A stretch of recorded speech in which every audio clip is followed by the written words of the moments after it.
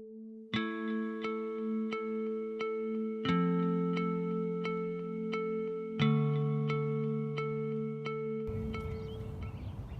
when I'm talking about today, I always get the question, what's the right way to prune a tree? And there is no right way. There's a whole bunch of wrong ways. But if you talk to 5 different gardeners, you're going to get 5 different methods of pruning trees. Understand that trees do not need to be pruned. We need to prune the trees to make them suit our needs, okay? Because there are bajillions and bajillions of trees all over this planet that have never seen a pair of loppers or a pruning saw, and they're doing just fine. But like in this environment, we need to prune these trees in order to make sure they all fit in the space, we can get to the fruit and things like that. So when we're pruning, it's for our needs, not necessarily the tree's needs. Today we're going to be focusing on stone fruit, and that's going to be your peaches, nectarines, plums, apricots, cherries, things like that, that have the big pit in the middle, the stone in the middle of the fruit. And we'll also be talking about apple trees and pear trees, because they have similar pruning practices. And you can probably throw figs into the same, the stone fruit category, because they have a similar growth.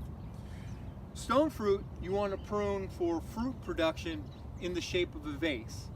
So the main stem comes out, and then other branches come off, like so, to form kind of a big vase. Like, think about a big wine glass. You all know what a wine glass looks like, right? Yeah, you seen one before, maybe 2? And then your apple and your pear trees have a more upright growth. So instead of like a big vase, we're gonna have a single leader with branches coming off. So from a distance, they'll look a little more like a wine flute, you know, a little bit narrower thing. But the practices I'm going to show you are all going to be about the same. So we're pruning for our reasons, not necessarily for the trees. When you first start pruning, the first thing you take off is dead stuff. It's not going to get any deader, so you can take it off. You can take off dead stuff any time of year. Diseased branches too. If you have one that's dying back, you're going to want to take that off. So 2 Ds, diseased and dead, take them off. You're also going to take off crossed and crowded branches. Crossed branches, and here's a great example. You see this branch right here, they cross each other. They're occupying the same space, right? They're crossing each other. What's going to happen is they're going to rub on each other, and they're going to end up, one of these is going to end up failing for whatever reason. So this is a good example of cross branches. You're going to take one or the other off. And the other C is going to be crowded branches. So if you can see right here, we have 3 branches right there, all occupying more or less the same space. They're all crowding each other. So the 2 C's. You got 2 D's, you got 2 C's. Dead and diseased, crossed, and crowded. So you're going to be taking those off. So we'll start with smaller cuts first, and then we'll go to the bigger cuts. Does this also pertain to like lime trees, lemon trees, citrus? No, lime and lemon trees are, citrus in general are going to be big bushes, so you're not going to want to open them up. Okay. But yeah, the crossed and crowded branches, they're going to be a little bit more dense, so yes, diseased and dead, absolutely. But with citrus, try to keep them as low as possible. Try to keep as low as branches as possible. We might do a citrus workshop late spring. If Bobby's okay with that. Oh, yeah. Do you ever do tropical workshops? I do not. I am not, I am just trying my hand at tropicals this year. I've got a couple guavas in my backyard, and I just planted a mango, so give me a year or 2. See how many I kill first. Right. What kind of mango? I got a Manila mango, and I just picked it up at Lowe's just because on a whim, and I thought, what the heck? And it survived the first frost, so far so good, right? So I said we prune trees for our reasons, not necessarily the tree's reasons. And with a stone fruit, let's pretend this is the tree. With a stone fruit, I want to open it up into a vase shape. So I want to identify the branches I'm going to keep and remove the other ones. When you're looking for branches to keep, you're going to look for spacing and the angle they're coming off of the main trunk. Spacing, you're going to want at least 6 inches apart. At least. That's going to be a minimum. And when you get a new tree, especially if you're picking up these bare roots from the order that some of you may be getting, you're going to have they're going to be little whips of trees, and 6 inches is going to seem like an awful lot of space to you. Okay, 6 inches seems like a lot of gap between a small tree, but on a big tree it's nothing. It's absolutely nothing. So at least 6 inches. You kind of want to spiral around, and you want an angle coming off. The branches you want to keep are going to be between about 60 degrees and about 45 degrees coming off the main trunk. The reason you want that angle, if you get much lower than 60 degrees, like this branch here, you create quite the lever. So as we get weight out here, all the structure, all the stress comes into this part of the branch, and you have a good potential of it breaking and failing on you. Because down the road, this is going to be loaded with fruit. And that fruit's mostly water, and water is pretty heavy. So, especially if you have it out on the end, it's going to have a more chance to fail. With it up at the 60 to 45 degree, a lot of that weight gets transferred down to the main trunk. And if you want to kind of understand what that feels like, if you just take a big rock and try to hold it out here versus holding it up like that, it's easier to hold it up a little higher because it's coming down the structure of your arm. Reason you don't want it much more than 45 is then you're going to start competing with the main trunk. And if you can see this little guy right here, he's kind of, this little one right here is kind of coming up and getting in the way of the main trunk that's going on. And that ends up being a crowded potential that you'd have to take off later. So it's better to take it off early. So identify branches, again, about 6 inches apart minimum, and that spiral around the tree. So they're not stacked on top of each other. So your first one's here, your next one's 6 inches down and it's here, next one's 6 inches down and it's here.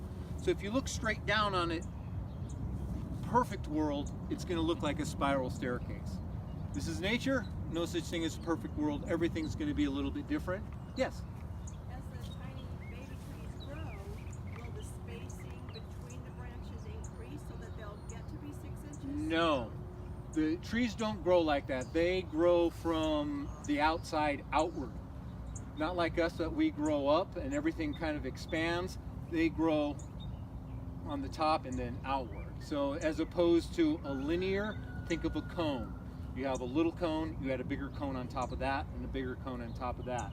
So this tree, this branch right here, will always be this distance from the ground, no matter how old this tree gets, unless you change the side where the ground is. Actually, probably get a little closer because they'll get thicker. Yeah, exactly. Yeah, as it gets thicker and thicker and thicker and thicker, but yeah, it's not going to raise up. The trees grow from the tips, not from the base. So it doesn't raise up. It gets fatter, basically. You know, think of a coat of paint on the whole thing, and then another coat of paint on the whole thing, and another coat of paint. So it's just kind of doing that. So when you make your cuts, there are things to look for. When you're on the small side, when you're using these, you're looking for the buds. Okay, you can see this is pretty easy. You can see all those little buds all over the tree. And what I'm going to do is I'm going to make my cut to direct that bud growth.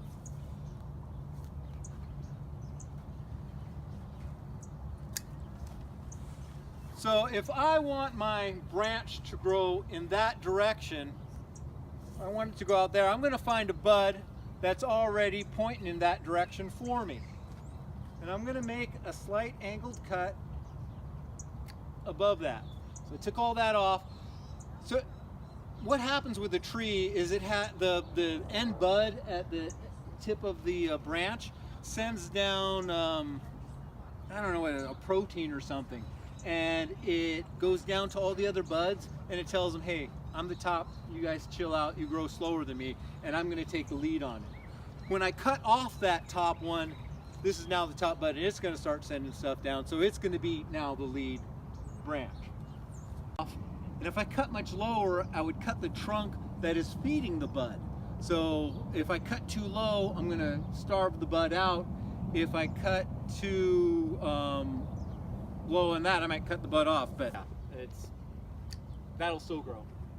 You'll just have more dead once this takes over, because this is just gonna turn into dead material once this takes over.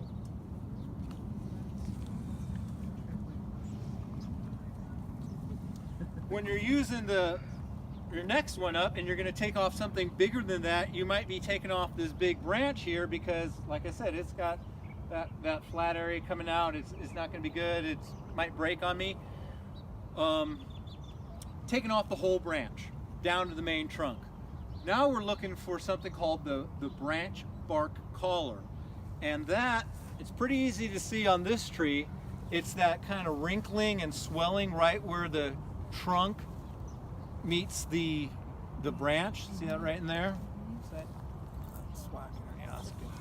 can see like a little half circle right there.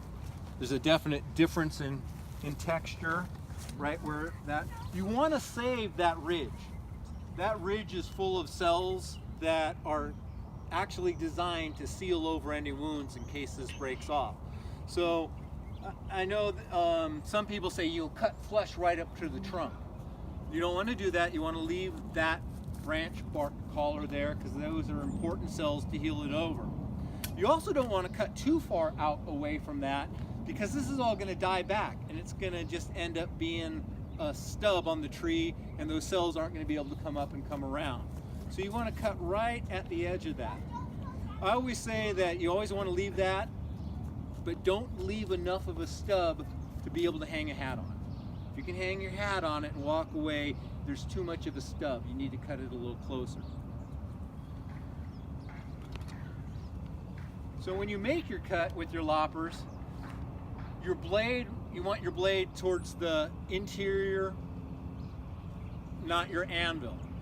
The reason why you want to do that is your anvil is going to kind of crush some of those cells when you pull on it. So you want that on the stuff you're taking off. You don't want that on what you're keeping on the tree. Yeah, I got it. Oh, maybe, yeah. What the heck? Let's make life easier, right? Okay. Let's throw that down. So I left the branch bark collar there. So now that's a nice cut. That's what you want to look. What you want your cuts to look like. Is that angled? Yep, angled. Well, what you want after your cut is made is as close to a circle as you can get. If it's an oval, that's usually more space. So again, we're making wounds on these trees. Every time we make a cut, we're hurting the tree. It's making a wound. It has to seal it over. It doesn't heal like we do. It doesn't regenerate these cells, and so it actually will seal it over. This is still going to be dead underneath it.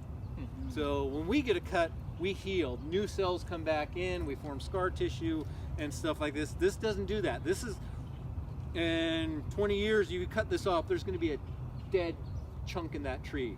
It's okay. Trees compartmentalize that dead area and they grow around it. So they'll just be that little dead, that's good. But you want that area as small as possible so it's easier for the tree to get around it. Now sometimes it's not possible. Like today, we're going to be making cuts that aren't going to be perfectly round, or it's always better to make a bad cut in the right place than a good cut in the wrong place. You can't put a branch back on the tree. You can cut it off tomorrow or next week. You can't put it back on. Well, some of you expert grafters might be able to.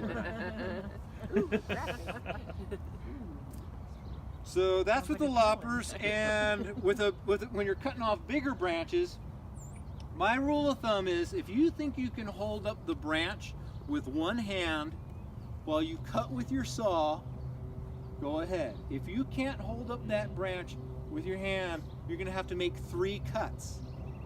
It's called undercutting.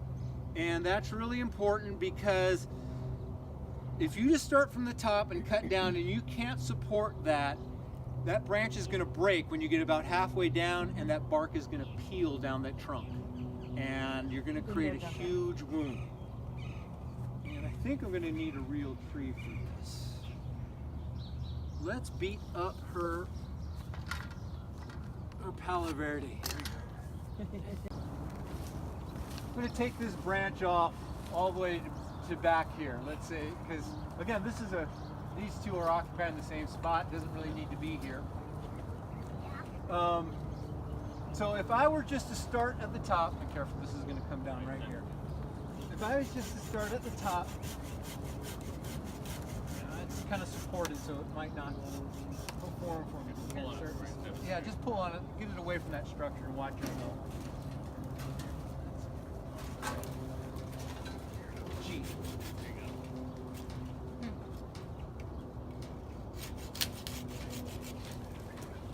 All right, everybody see that? See how that just pulled off?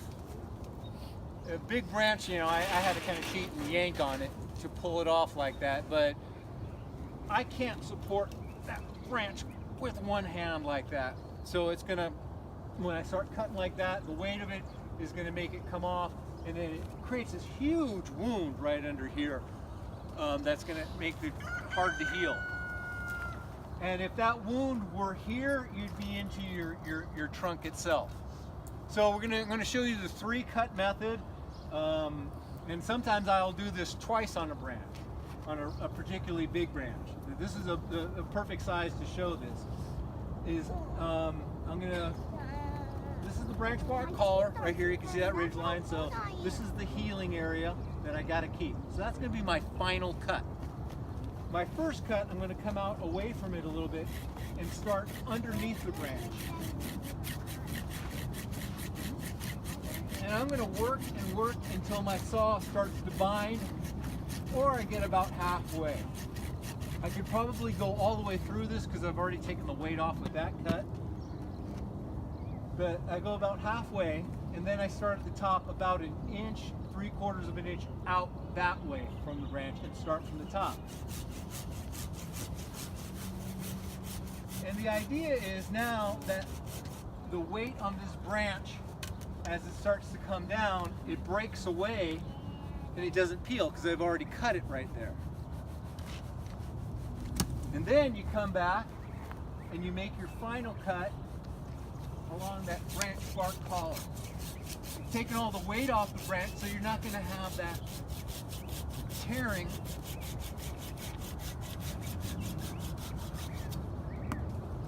There you go, nice clean, nice and round, clean, no jagged edges, no tearing, okay? So if you can't use your loppers and you're having to use your saw, sometimes there's smaller branches that you can just take off. And if you can hold it up with one hand, as you saw, go for it. If you can't support that branch with one hand and saw at the same time, do the 3-cut method. Our flutes they're a little bit narrower. This one's kind of coming out right now. This is an Anna. So again, we're pruning for our purpose at this point in the game, not necessarily the tree's purpose. The purpose of this orchard is fruit for the kids to be able to harvest. So we need to figure out where our lowest first branch is. How big do we want this tree to be when it's fully mature? We want this tree only about 6 to 8 feet high. So when this is all said and done, it's only that big. So because it's going to be a fairly small tree and people are going to be walking around it and stuff, not necessarily under it for shade, we want our branches to be pretty darn low. Generally, your knee is a good first branch. Waist works too. My backyard, I have peach trees that I sit under, so their first branches are up near my shoulders. But again, purpose of Bobi's orchard here is for the kids to be able to pick fruit. So we're going to figure out where our first branch is. Again, we're looking for the spacing and the angle of a branch.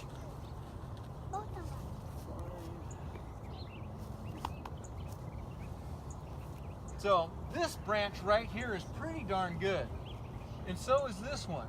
They're a little close together, spacing wise. I'd rather have them about 6 inches apart. So if I'm going to take this branch as my first one, I come up about 6 inches and see if I can find another one. And this one, again, it's got a pretty good angle. That one would work. If I wanted to keep this one as my lowest one, that's a little tight right there, so I'd have to come up to maybe this one or that one. So I think this is probably the best to start building my scaffolding of this tree.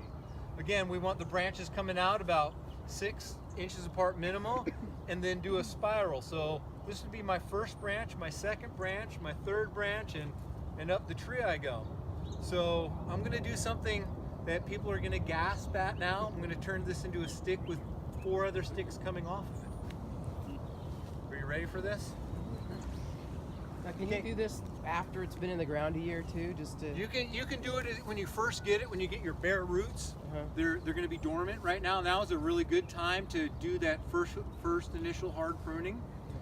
If you do have a brand new tree and you don't have good branches coming off, you can just cut it out the top, let it go for a year or two, and see what develops and come back to it later. Right. So if you had it in the ground for a year, you can go through and do it again. Even it's dormant. Okay. With 2 years? That tree has been planted, it's been in the ground 2 years. It was planted by a 3rd grade class, Okay. and we didn't have the heart to terminate the first year. And we did some initial cuts. I think I did a couple of cuts on this about a month ago, right? Yeah, because it was just kind of, so I think I made 3 or 4 cuts just to kind of clean it up a bit. But today I'm gonna cut it hard. We have In fact, we're gonna cut a lot of these trees hard. They're gonna look like 6 more. We have an apple tree that grew up like a lot, and it's kind of falling over because it grew up too much on the top leader. But the other branches are doing fine. So is it okay to just like? Cut that So top you'll in probably half? want to do something we're gonna do to some of these other trees and take the top down. Down. But with this little class right now, I'm gonna start with a small, like, new tree. Then we're gonna come over to something that's been in the ground a little bit longer, and then I'll talk about lowering a mature tree way down. Okay, so I've decided that this is gonna be my first branch and that this is gonna be my second branch. So that means that comes off. Comes off.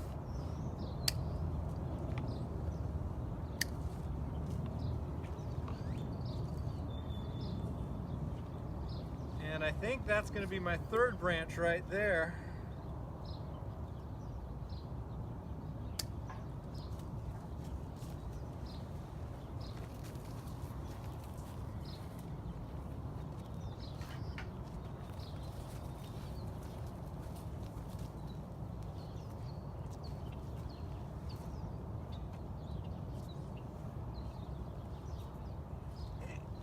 And just because you made your initial decision doesn't mean you have to stick with it.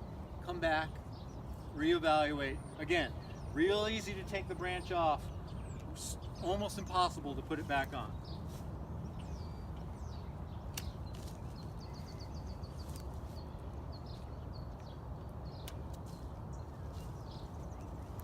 And I don't really have any more branches right here to deal with. I got some fruit spurs coming out, and that's kind of distorted looking thing with the fuzziness on it. So that's going to actually be fruit. This might be a branch later, but I'm not going to touch the rest of the trunk other than that. I'm going to come up to the top. This might have been a good branch. In fact, it still might be down the road, but it's really tight against that trunk. So if I just let it go, it might end up being a competing one. So instead of taking it all the way off at the trunk, I'm going to find that bud, which I just happen to have one going out in the direction I need. So I'm going to try to see if I can get that branch to actually go out that way a little bit more. Does the bud aim down a little bit right there? Is it on the bottom side? Yeah, it's on. Generally, when you're coming out from the tree, on the bottom of the branch, facing away from the trunk. Cool. Again, Mother Nature doesn't always give you that bud. You have to adjust sometimes. This branch coming off, It's got a good angle, but I don't want it this long. I want to continue it up like that. So again, I would prefer to have a bud right under here going off that way, but I don't have one underneath. I do have one here going off in that direction. So even though it's not underneath going the right way, it's still pointing there. So I think if I do that, I should still have a nice branch coming up and off. Question. Yes? So the apple tree is not dormant yet. No, it's not. The question was, it's not dormant yet, you're pruning it. We're close enough to dormancy for this that we'll probably trigger it to go into full dormancy. Because mine hasn't dropped leaves at all. It hasn't dropped anything. Yes, so no, it doesn't keep And that's a common question, you know. Do I have to force my trees into dormancy? I want to prune it now, it's not dormant yet. First of all, dormancy isn't a tree taking a nap. It's not hibernating, they're not tired, they've been working all summer, so now I'm going to drop all my leaves and take a nap. The reason trees go dormant is because there's usually not enough resources for them to continue making food. The leaves, if we remember back to 4th grade science, photosynthesize the sunlight. Trees don't get food, plants don't get food from fertilizers, from worm castings, from super feeds and foliar feeds. That isn't plants' food. Food is sunlight. All those are basically vitamins and helpers to help process the sunlight. So when a tree goes dormant is because either the intensity of the sunlight isn't enough, too low on the horizon, days aren't long enough, or the temperature isn't warm enough to turn that sunlight into the sugars and starches it needs. So instead of struggling along with leaves that aren't doing it any good, it pulls out the resources of those leaves, hence changing the colors of the leaves, and then sheds them. All that energy that it had done up in the summer is now stored in its roots. So you can take a dormant tree that has dropped all its leaves, cut it off down here, and it will sprout right back up the next summer. You hear that a lot, you know, you get the new tree, kneecap it, put it in the ground, and it'll grow. And it will, because all the energy is being stored in its root system. Leaves aren't active right now. So if your tree isn't quite dormant right now, you can still prune it because it probably has stored a lot of it in. With citrus and evergreens, trees that don't go dormant, you can't do this to because its leaves are still producing. It doesn't have that store to come back up like this. Did I explain that well enough? I feel like I was all over the place. You can even strip the leaves. Stripping, I know. Stripping it, no. Some people do that. They People strip the leaves. Like, I did the hard prune on this. This is basically a winter prune. Wouldn't I now strip the leaves off? No, you don't need to do They that. do it before. It helps go dormant. Right. Force It it doesn't down. really- You don't have to force a tree into dormancy. A tree goes into dormancy because of the environment and it can't keep growing. It's not going to necessarily hurt the tree to force it into dormancy this time of year. It just simulates dormancy. Yeah, it's not a requirement. It doesn't help the tree at all. In fact, leaving a few leaves on, it's giving it more food, more energy. So I'll sometimes take some of off. I'll help it along, more or less, just so I can get a better glimpse at the structure. Yeah. No, they don't have to go to dormancy. They don't. I made a mistake and I pruned my plum a little too early this year. Like around Thanksgiving, I thought, you know, it's gonna get cold, it'll be fine, and it's putting all sorts of new growth on. It's gonna grow through the winter now. I'm not gonna do it. It's already been pruned. Okay, so that's the initial training prune of a tree. Any questions on that? Got proof that doesn't take. You kind of want it to not be actively growing so much. And I say if I haven't done it by Super Bowl, I don't get to watch the game. Okay, that's my rule to myself. So I have to, if I haven't done it by Super Bowl Sunday, I better do it Saturday because otherwise I don't get to watch the game.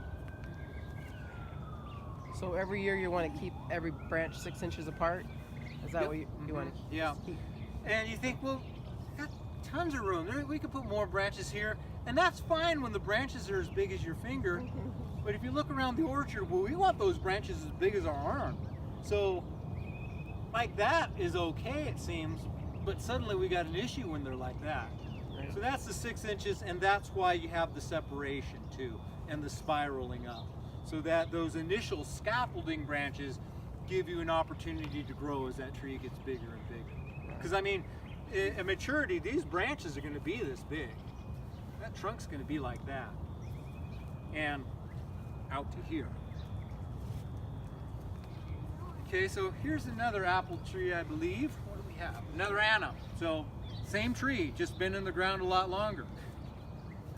And I don't know if we even touched this one in the last pruning, did we? I'm not sure we got to the I think it apples. was kind of scraggly and it was struggling along. We thought, okay, let's just leave it and let it go and see how it does. And it's doing great. So I'm going to give it some initial structure here, and I'm going to bring it down to about my chest level. And I apologize right now because I'm going to kind of get in the zone and I'm going to start cutting. And I'll try to explain as I go along. If I make a cut and you think, whoa, why'd you do that? Speak up and just let me know. Do you have a question, Jay? It looks like it was designed to be a vase like a peach. It might have been. The leader's kinda You can crooked. see the trunk is kind of crooked. It doesn't have that nice straight leader that we're usually looking for in an apple or pear tree. But again, nature's never perfect. She always has her quirks, so we're going to work with her. And what I think I'm going to do with this tree is I'm going to take one leader out this way, and I'm going to take another leader out this way. So I'm going to kind of have 2 leaders on this one since I already have that kind of natural split. And I think my lowest branch is going to be right at that split. I'm going to take everything else below it.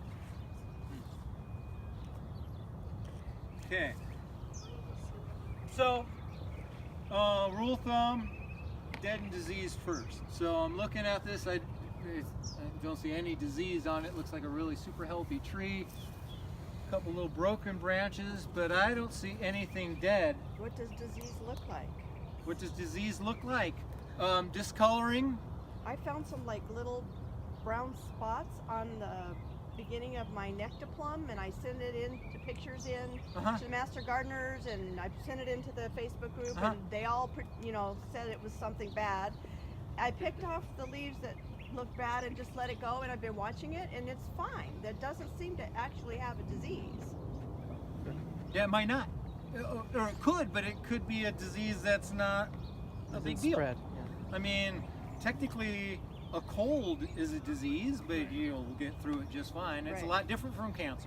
Right. You know, two whole different ends of the spectrum. I mean, don't expect perfection. I mean, like you said on the Facebook, somebody will send in, there'll be like 3 spots on one leaf on a tree. Oh my God, what's wrong with my tree? I don't know. It might not matter.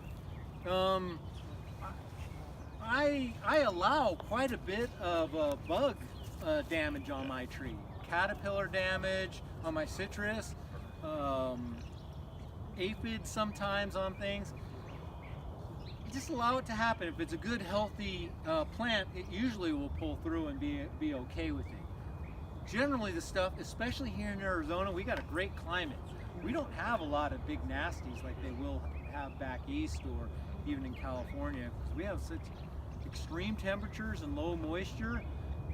Even our aphids can only handle our springtime. Once it starts getting hot, they're dead.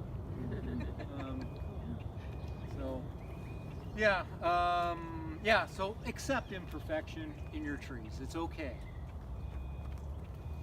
All right, so no dead, no disease. Now I'm going to look at the cross and crowding. One of them, first one I see, kind of hard on the back side, but there's a little branch coming up. It's coming up along the trunk, and then it's crossing over. That's a crossed and crowded all in one, so it's coming off.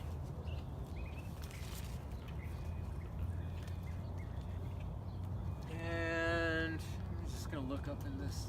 I don't see any other glares. There are some crossed ones up here. I'm not going to make a decision on yet because I'm going to look at the structure branches first. So I'm going to start from the bottom and work my way up, and I'll get to them, and when I notice that they're across branches, I'll holler out. I'm going to take off some of these lower branches down here.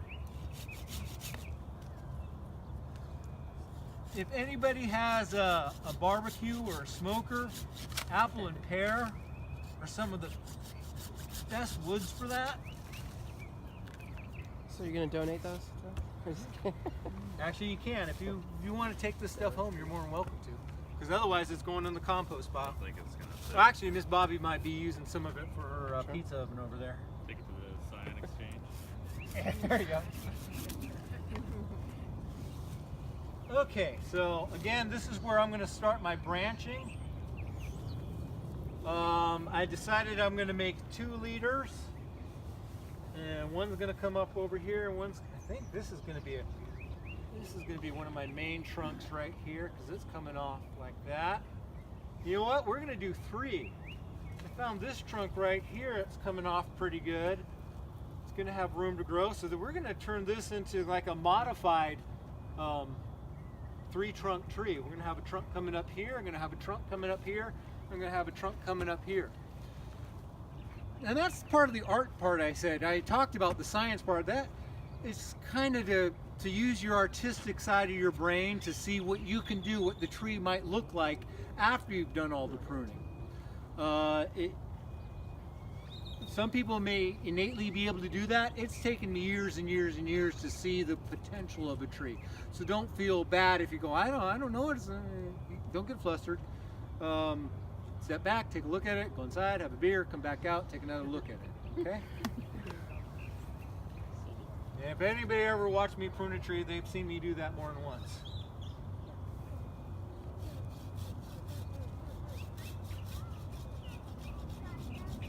Now I'm using my saw on some of these smaller ones where I could probably use a lopper, but because it's so tight, it's just more convenient and easy for me to use that.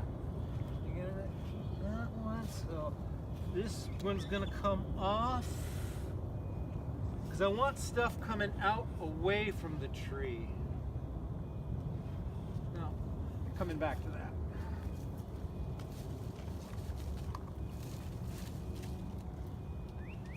This one's going to be, if I let this to grow, it would grow through the center of the tree. I don't want anything growing through the center. I want it growing out and away from it.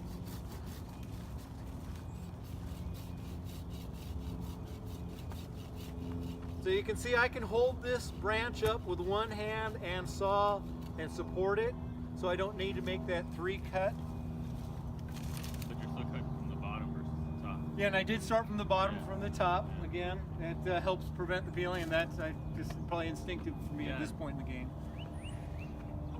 Okay. So I've just established my 3 trunks, so I'm going to take one at a time now. I'm going to take this one because that's the easy one, low-hanging fruit, if you will. And this branch has an angle, and it's on the low side. It's nice and thick, and it curls up nicely. So I'm going to kind of cheat my own rule. So even though it's coming off like that and going kind of outward, I'm going to shorten it up and get a bud going upward so it doesn't keep going out and create that lever, but it kind of goes more like that. Does that make sense? So you've already determined that the one above it is going to go because it's closer than 6 inches? Yeah, this one's going to come off, and I'm going to keep that one. I'll take that one off. There's nothing here to worry about, and then I'll get to that in a minute.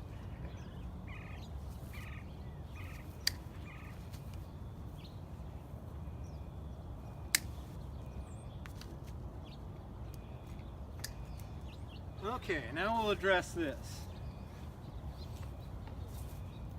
Again, my goal here, I'm reminding myself this tree I want to keep low, so I'm actually going to take this off below chest level, and again, I'm finding a bud that's kind of heading in the direction I want it to go. Okay, so now this is going to come up, and that'll be my new top. And now I've kind of determined the height of my tree. This whole thing is going to be about this height when I'm all done. Okay, so I'm going to shorten this one to there, and that one to there. Why? To help strengthen them up, Okay. to add girth to them. So they'll grow next year, and like I said, the cells get added around it. So this is going to actually be thicker than the new thing. It'll be stronger and more supportive for it down the road. These things, I mean, this is all 1 year's growth, so taking off that much isn't changing the length of that branch is going to be in a year. I mean, we got 2 feet of growth in 1 year on one branch, so they grow fast. You can cut it. I guess what I was getting at is you can cut it for other reasons than that it's going in the wrong direction. Yep. Again, you're cutting it for your reason. We're cutting this one to keep it low crowned and good structure for heavy fruit bearing. Okay, so this branch, this leader, it's pretty good. I'm going to leave it just like that. I'm going to move over to this leader. This is my my line right here. So this is my top of the tree is going to be right about here.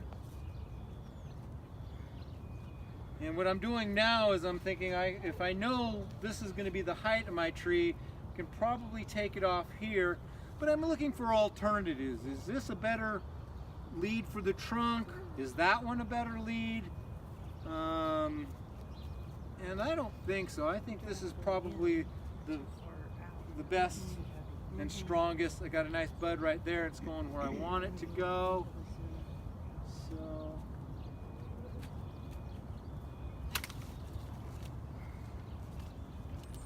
now my loppers are pretty darn sharp, and there's a minimal gap, but you can still see that even though I did a pretty good job, it's still kind of rough right there.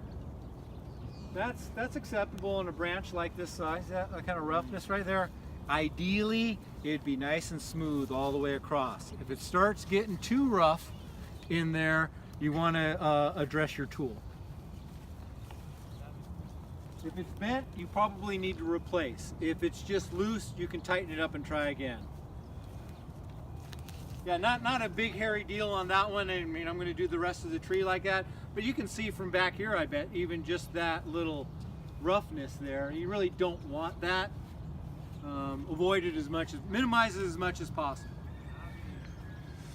So this branch coming off, I'm going to keep. I'm going to take this little one off because it's going to cause me nothing but trouble as it gets older. And that was just dead stuff I took off. I'm going to keep that, let it go. I'm going to shorten this. I'm going to take that off that's on the interior, growing towards this branch. Because my goal, my hope, my plan is that these branches come in and fill in like that and go up. So I don't want a branch from in here competing. So this is all where you're going out. This is kind of in the interior, so I took that off.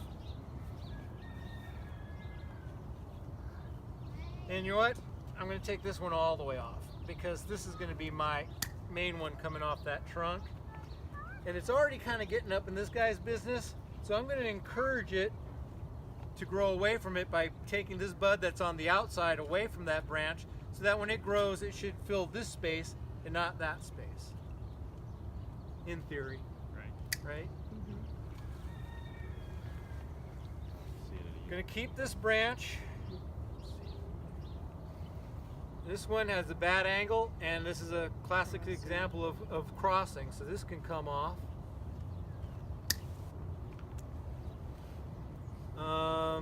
Again, I'm going to kind of encourage this one to go out a little further from the center. So I'm going to find that bud that's going out like that. So I've got this spacing now, and hopefully when it grows, it'll give me even more spacing. That's my leader here. So there's a branch, there's a branch. This branch here, this one's going where this one should be growing, so that comes off. Same with that little guy. And that can come off right there.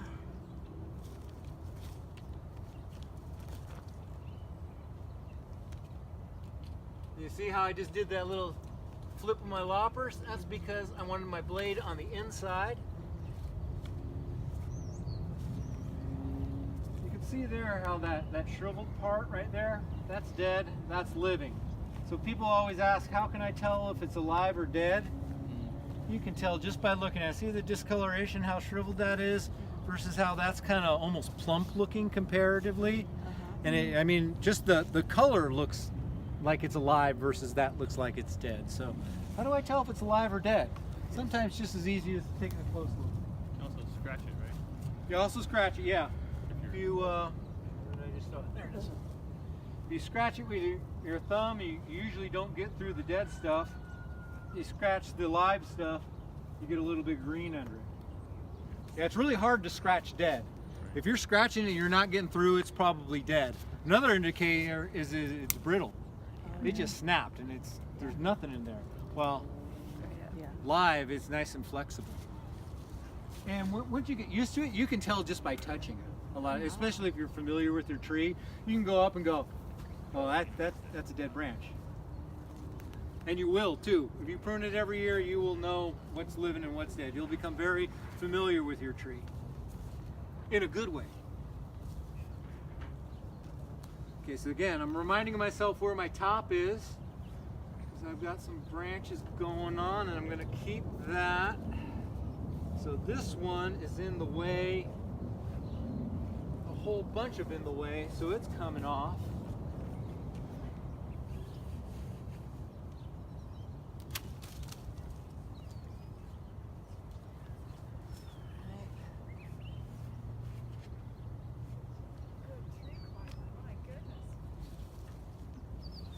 This one's just going down, so it's going to come off. I like this branch where it's coming off of this trunk, so I'm going to encourage it to go this way more. And I could be causing a potential conflict down the road with these two kind of growing in the same spot. I'll deal with that next year though, if it's an issue. Because again, you're going to be out here on an annual basis doing this. So you kind of reevaluate the tree each time. So when we work on this branch, I want to kind of force it to go or encourage it to go that way. Take that bud right there, or maybe that one, that's a little higher up. Take that one. And it's not like this is a more right one than the other one, it's just what I did.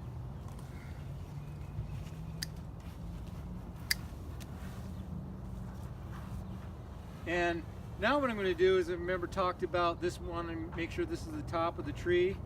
I'm going to subordinate all these other ones to make sure that they're lower than the top, so that the main growth comes right here and not here by accident. So I'm going to keep this branch, keep this branch, take that one off. All right, I'm going to take that one off and keep that one. Sometimes I cut branches 4 times before I completely remove them. And that's okay.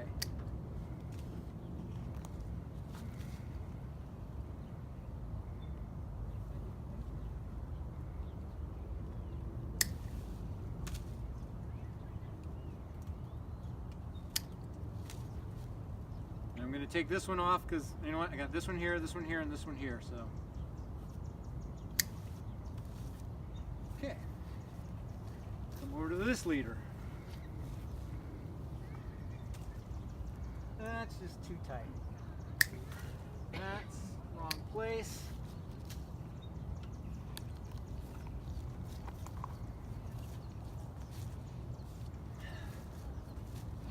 Basically I have 2 leaders here, both coming up. Both could be the terminal end of this particular leader.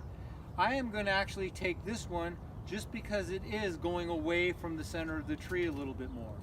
Apples and pears tend to grow up and straight and kind of get crowded pretty quick. So I'm going to take this off here and encourage this to be the top.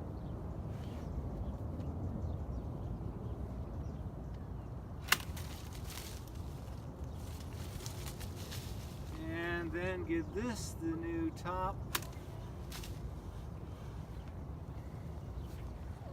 There you go. Wow. Okay. Go with you. Of a tree. We have the leaves, which are the factories. We have the branches and trunks, which are the roads and freeways. We have the roots, which is the foundation and the warehouses. The leaves make the food. They transport, the trunks and branches transport it through the bark down to the storage places. They lose their leaves, they need more energy. That storage and that water comes back up through the roads, which is a very thin area of the trunk. If you look at this, all that you're looking at right now is just structure. It has no real function other than structure. What makes this branch work is this thin layer of bark. You take off that thin layer of bark off around a tree, you've killed everything above it. There is no transport anymore. There's no water coming up from the roots. There is no food going down. And just taking off, just doing it with my thumb, you can see how delicate and easy it is to do. You do that much damage around the base of a tree, you've killed the tree. You go all the way around. It's called girdling a tree. So by putting this here, we prevent that from happening.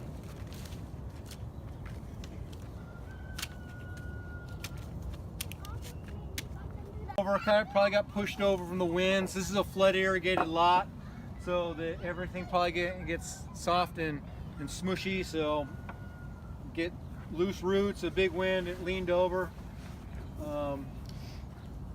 Actually, I think, ma'am, can you come on this side, because I'm going to cut some stuff and it's going to come down. I'd rather not have the paramedics show up. Oh, they're in the yeah, they're already there, right? Yeah, good to go. Call them our twofer. So again, the reason I'm pruning this tree this way is so it's more accessible for the children. This is a children's orchard. They need to participate in collecting of the fruit. So we don't want to give them all to the birds. We want the kids to be able to pick these as they're walking by. So not meaning you have to do this to your tree. I let my trees get this big. I share with the birds up there, but we're gonna bring it down. So I'm not gonna do a lot of the interior cleaning of this particular tree. This had a really good interior cleaning and structural pruning 2 years ago. We did this workshop 2 years ago, and this got all cleaned out. We got the structure, it's got pretty good structure. A couple of new branches coming up, messing with that a little bit. Not a big deal though. So I'm gonna leave the most of this stuff alone because I'm taking off so much above it. So I start with each branch one at a time. So I come out to here, and we're at a pretty good height right here. Two branches kind of in the same spot. This one's going up right here. I'm going to take that one off.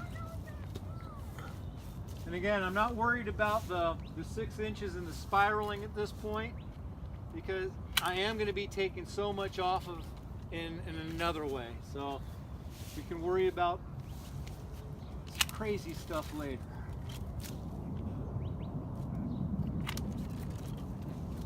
I am going to take off one of these 2 branches. And I think it'll be this one. Taking off this one, it's a little lower, tight. It's a secondary branch. This was like the main stem. This is a branch that came off. It's almost as thick as that is now. So that crotch right there could be a problem down the road. And this is, I may want to use a saw for this. Let's see how it goes. Oh, we got lucky. Didn't have to do the twist and torque.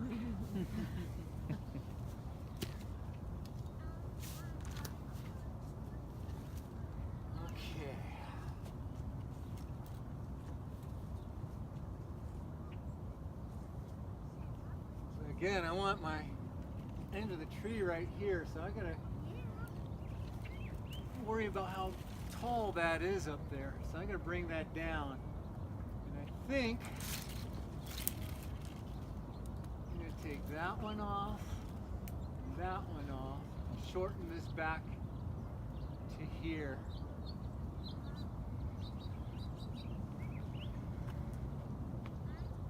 what I'm doing right now is kind of looking for a new top that's not too high. Normally this would be a great new top right here. I don't know if you all can see that angle right there. Straight up. I cut that off, that'd be great new, but it would encourage it to go upward, and I'm kind of hoping to find something going outward, but I don't see it. So I'm going to take a smaller branch right there.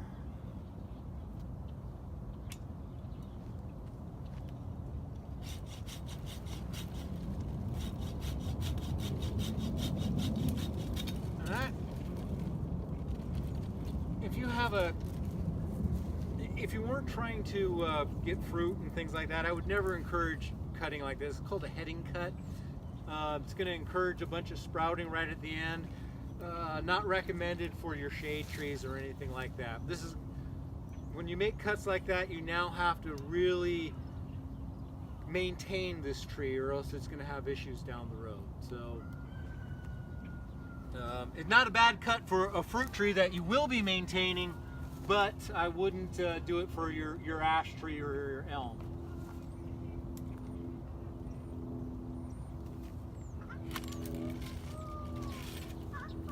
Again, I'm leaving all these little branches even though they're kind of crossed and crowding, and I'm getting off these big structural branches that are going upward.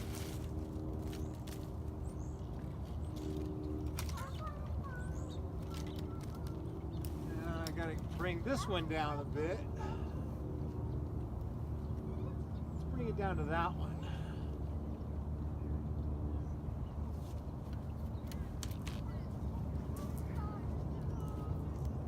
Actually, we're going to bring it down to that one. It's a little bit thicker. Oh, changing my mind again. I'm going to bring it down to that one that's going in the right direction for me.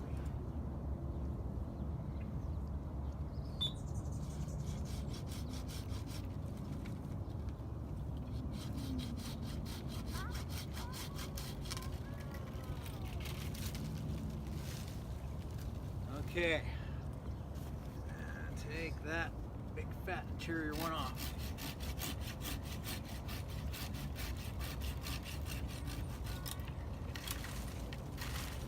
Now, are you not expecting to get a lot of fruit this Nope, year from we'll this get a tree? lot of fruit. Oh, you will? Yep. That's why I'm leaving all these little branches. First year? Yep. We'll get fruit off of all this stuff right here. Cool. Are you still doing the 6 inches apart? No. No. No, this is just I'm trying to find a good place to cut to lower the tree. I see. Next year, we'll come back through. Actually, Dan's going to come back next year because my son graduates this year, so this is probably my last class here. So Dan's going to have to come back next year and run it and show how to do the spacing on these.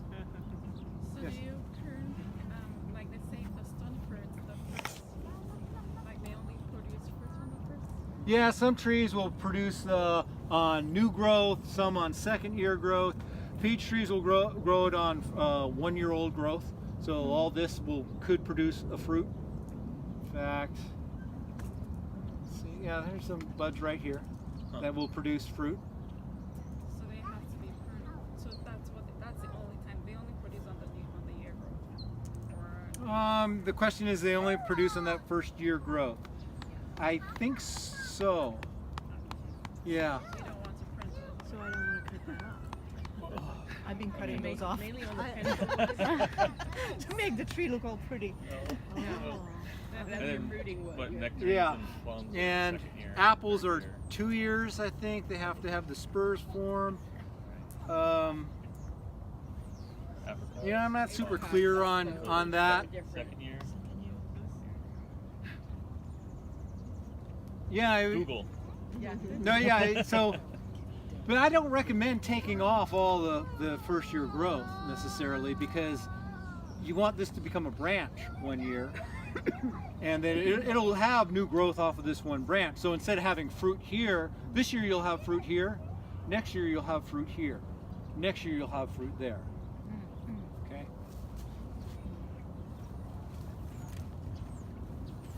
Pop that one off.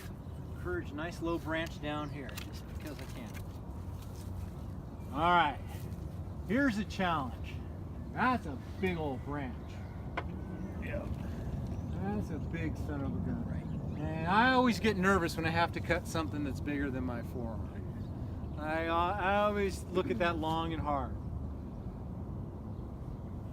So, but this is one of those things like the sooner the better, because if I wait till next year, it's only going to be a bigger branch. It's only going to be bigger. So If you wait till next year, it's not your problem. yeah, Dan. The guilt can ride on your shoulders then. I'm going to make the cut right here. A little bit higher than I want, but that's a good branch to hopefully make a new top, and maybe next year we can bring it to here. Okay. So you, because of the crowding in this orchard, you want upward growth, but you just don't want it so high that the kids Yeah, we can't want reach compact the fruit. growth. So yeah, we really want is this tree to be pruned every year to keep it like this, because we got a tree right here. Yeah. So, you know, and you would only do this sort of spacing because you want variety of fruit. Right. If this is an Alberta peach and this is an Alberta peach, pick one or the other. They're both producing the same thing, taking them to the same spot. But you know, if this is a Bonanza and that's an Alberta, and you want the two different fruits, that would be the reason. And you're limited on space. This was originally laid out by a gardener way back when that liked the idea of high density orchards. Right. The layout was set up like that, but the maintenance didn't happen like that. That's why we have these actually very big, healthy, beautiful trees. And I think that's an apricot right there. But that would be the typical size for a backyard orchard that I would recommend for a tree. Lower maintenance, you can still get to the fruit with the typical A-frame ladder, has a nice structure, nice shape, easy to manage. This is a little bit more difficult because it's so big and I'm having to bring it down so far. Okay, Miss Bobi isn't watching now, is she? Painful. Broken He branch doesn't up let there. anybody Yeah, it's coming off He though doesn't with let anybody Yeah. go. removal I of this think one. it's just the painfulness of cutting a branch Oh, this big. he doesn't want her to see that. I see. Oh yeah, For there's heart. definitely a broken Oh, one, but no. it's going to be taken off way below that anyway. Oh yeah, a little. Just down. I don't usually wear them when I'm doing my stone fruit and stuff, but if I'm doing a citrus, especially a lemon tree, safety glasses. Yeah. Really? Yeah, That makes sense. that's terrible thorns on there. And mesquite, most definitely. Yeah. Sorry, I've built in. Oh yeah. Never think about safety. What's welding or something? Here we go. It doesn't need 3 cuts. What's that? It doesn't need the 3-cut technique. I can't do it like this because it's going straight up. Oh yeah. So most of the weight's above it. So what's going to happen is I cut, it's going to want to lean on my saw, and I'm going to lift with this hand. I'm not going to be able to support the whole thing, but I'm going to be able to get through with it probably before it peels away from me. Okay. If not, I can push it Right. Right. towards my saw and come back and cut it from the other angle. But what I'm going to do here is I'm going to cut, support, lean it back so it doesn't bind my saw, and then kind of lift, and hopefully I can get the saw through and then drop it straight down. Okay.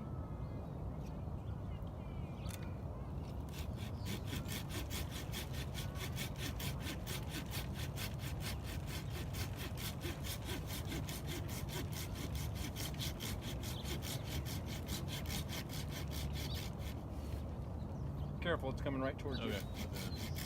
Grab it from you if you want. Now you can do Ta-da! Nice. There's another broken one. Branches there. Okay, so that part of the tree's done. I'm going to do similar stuff here. And I think this is a good time for any final questions. Grab your tools. And pairing up would probably be best so you have somebody to kind of feed off. If you have a question or you're worried about something, give a holler. I'll come running over. I need to get it under control. I can't do this sort of cut to it in one season. I would have to do a little bit there, wait next year. A little bit there, do it next year. Because it's not doing what this tree's doing. This tree, what's that? Is that a sucker? Yeah, probably. Yeah, coming up right here. Yeah.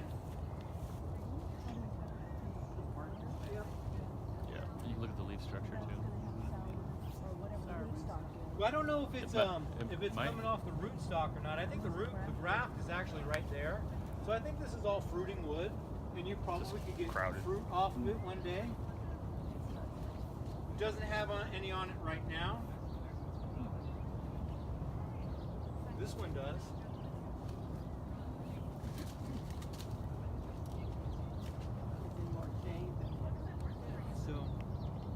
So yeah, those water, they're actually called water sprouts, the ones that come up. If there's coming off fruiting stock, it still can produce fruit down the road. They look different. Usually what citrus does, kind of getting off track, is it'll do the water shoots and they'll get heavy and they'll bend over and they'll kind of hard like that. And then the next season they'll get a water spurt off of that and it'll come down like that. So you look at a citrus tree that's going through a growth spurt, it has a nice dome shape and you have all these wild hairs coming up out of the top of it. And if you just left it alone, next year you would look at it and go, where'd all those go? Because they just all kind of bent over, and next year you'll see the same sort of things. But that's what causes that nasty crowding though too, with the citrus. Yeah, all of these are planted way too deep. Right. I'll tell you that right now. When you plant a tree, after you've done and you've watered it in, and a week later, you should be able to walk by that and see that top root at the grade level. If you can't see a top root at the grade level, you probably planted it too low. I've been in the tree care industry for 20 plus years now. I've never seen a tree fail because it's planted too high. Right. I've seen it fail because it got planted a little high and there are not enough roots in the ground and they weren't watering it properly. They fail all the time because they're too low. In fact, if you go to any of your nurseries that have been around for a while, you'll see a lot of they'll have big pots, the big 24-inch, 36-inch pots out front as kind of a ornamental tree as you come in. You look, most of those have shoved roots through the bottom of that pot and into the ground. They're planted 3 feet off the ground. Yeah. Right? Something to remember. It seems simple enough, but we don't follow it. Nature, God, whatever, designed the roots to be underground, designed the bark to be above ground. Simple stuff. Roots underground, bark above ground. Yeah, the root flare, because that's the root flare is the indicator for your eyeball where the roots start and where the bark starts. Remember, bark of a tree is a lot like those oil duster coats the cowboys used to wear. You know, all the way to the ground. They protect you from the sun, the rain, the snow, and anything Mother Nature could throw at you wearing those. You are protected. You put one of those in the ground, cover it with mud, you've ruined it. Same thing with bark. It can handle the rain and the snow and the freezes and things like that, especially our stone fruits here. But you keep it wet and you keep those microorganisms up against it, it's going to rot and you're going to ruin it. Right. Then you end up having to clear the well all the time, right, to keep the root flare exposed, or what do you? Well, you shouldn't if you planted it right. But if you didn't, like in this, if you come in and you're helping maintain trees that are planted deep, I mean. What you would have to do, if you wanted to try to correct it, you would have to remove the top 6 inches of soil throughout. Right. No, we're not. Yeah, the double berm thing people do. All these things you try and like. Sure, yeah. Kludge. And especially with our stone fruit, some of them are better at dealing with this sort of thing. We talked about the graft point. These are Frankenstein trees. They have super duper root system grafted onto a super duper fruit system. Right. So they're stronger than a normal variety tree. Oh, you would take it off? I would. I was saying it could be kept because it's not a sucker, but you think it's too low. If you think about the knee length, Yeah. I'm short, but this would probably be my first branch that I would leave. But that one, I don't know why he grew there. Okay. So that can be the first one to break you in. So what about, these two are too close together even though they're going in different directions because he wants 6 inches apart. So we could keep either one of those and then this would be almost 6 inches if we'd have to take this one off. So we're trying to decide which of these is better. The angle seems about the same. So we want some growth going that direction, but we want growth going this direction too. If we could maybe cheat the 6 inches and keep this one and this one. I would And probably, this one, but it's still not 6 inches. but it spirals around. It does spiral. They're not straight up. So we could take this off and this off. That would give you one here, one here, one here. And are you considering taking this one off just for the 6 inches? Because if we remove these two, these little lumpy things, then we wouldn't have the crossover. We'd Yes, have the open bowl. But these two are too close together. These big ones are too close together. According to his teaching is that they have to be 6 inches apart. So that's why we don't want to cut a big one without, really feeling confident. But I know that the rules aren't hard and fast, but I'm just trying to apply the rules in any way we can. Where are there branches that are 6 inches apart? So if we kept this one and this one, or this one and this one, I mean, suppose you could do Now, this one. when he says 6 inches apart, is he talking about like Vertical. this direction? I would Vertical. think it would be this way. Yep. Vertical Yeah. direction, yeah. And Where so, these are not on the same angle. They're on different surfaces Yeah, but of the tree. Okay, maybe I misunderstood him then, but I thought he was saying 6 inches vertical. And these are, I mean, yes, they're not going in the same dimension, but they're, yeah, maybe that's the part I misunderstood. Because he kept, because see, he kept this one and this one, and they're on the same plane. They're not 6 inches height. So I guess that we could keep both of those. That's why they were kept last time. They were pruned, I guess. Okay, that makes sense. I was thinking one of them had to go. Well, and it's hard for me to trim a tree this much. So very hard. That's why I resigned. Because I go in and I take my little nips here and I'll do that and that and that. But when it comes down to really shaping a tree, especially if it's a little wonky like this one, it's hard. And the thing is, to me, on my trees, I'm afraid I'm going to cut the fruiting wood. Gotta put it back. Because I have 2-year-old trees, and I'm afraid that I'll be cutting the. If not, I'm going to turn it into a vase, similar like I did there. And I'm going to keep this, Even though it's an apple. this, and this. Those are my lines I'm going to Got be it. I working see on. it now. So now this line is going to follow this up, like here. Got it. I'm This going to would take come this off. one off Got it. because it's coming up into this. I got it. So I prune this one up like that. And then I come over to this one and I take it off right here and I prune that up like that. Got it. This one, fairly easy to figure out. Then I said I'm taking this line up here, so that means this one, which is coming across my center, comes out. This one And this one then go. worry about all the other little stuff.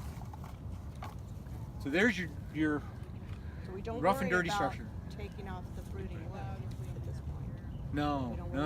We're pruning this size tree for future structure, for height, and be able to hold all that fruit we want on a small tree. So I didn't even think about fruiting wood on That's that. what I thought all I about was pure seeing structure. these and thinking, On these big ones, I'm thinking about fruiting wood because I'm taking so much off. So I left all the. Right. I'm not even touching the little stuff inside because I'm taking off so much on the top. How about this? This one. This one. like that. Yeah. Oh. This one. So, like this would possibly come off, right? Can you keep that one down there No, then? this one comes Yeah, I off. don't know. That's what I'm trying to say. Either Okay, keep this I think one I or got it. Where's your lowest branch you're gonna keep? You gonna keep this section right here? I don't have a saw. Okay. So then we're gonna spiral around. So you want that one? It's got a kind of a tight crotch. See, so as this one gets bigger and that one gets bigger, it's gonna start causing issues. Okay. So maybe this comes off, and then we worry about this other stuff after we have that out of our vision. If we do that, if we cut this off, do we also cut this off? Why? You need a reason. You're making a cut because of a reason, not Right. just arbitrary. Every Right. cut you read is a purposeful cut.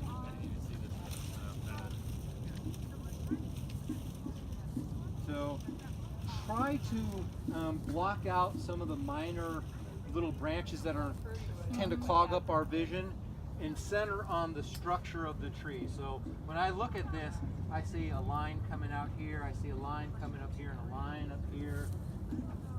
So find those big lines and then determine which of those lines fits that perfect model the best.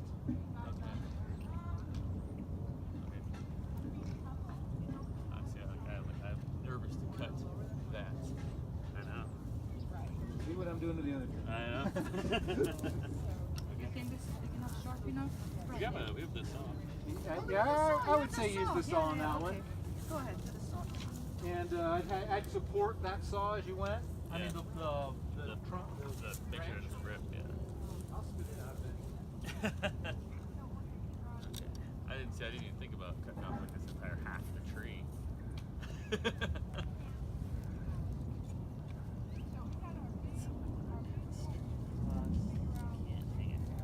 What was his reason for cutting that particular? Because I wouldn't have done that either. Too tight. Too tight? Too tight. And you saw like there's a tree up front that was real, like one of the big ones that had like super tight, and then it rotted in there in the center little spot. And I've seen a lot of trees that make sense. I just didn't even see that angle was so tight in there.